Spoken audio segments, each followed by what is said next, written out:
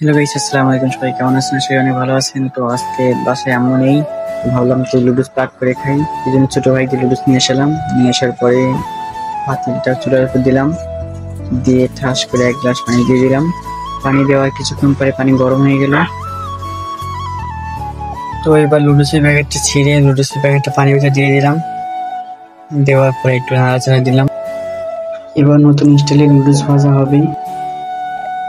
ডিম তেল ছাড়িয়ে ভেজে নিলাম, ভালো করে ভেজে নিয়ে এরপরে তেল দিয়ে দিলাম। তেল দেওয়ার পরে পেঁয়াজ মরিচ দিয়ে দিলাম, দিয়ে ভালো করে ভেজে নিলাম। এবার নুডলস দিয়ে দিলাম, দিয়ে ভালো করে লাড়াচাড়া দিয়ে ভালো করে ভেজে নিলাম। নেওয়ার পরে ম্যাগি মশলা দিলাম একটা।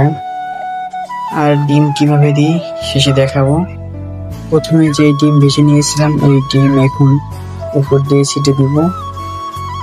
এবার খেতে অনেক টেস্টি লাগবে। যারা এভাবে কখনো নুডলস খান নাই, একবার খেয়ে দেখবেন।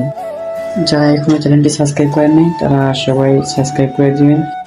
আর এই ভিডিওটি কেমন লাগলো সবাই কমেন্টে বলে যাবেন। তো আজকের ভিডিও এই পর্যন্তই। সবাই ভালো থাকবেন।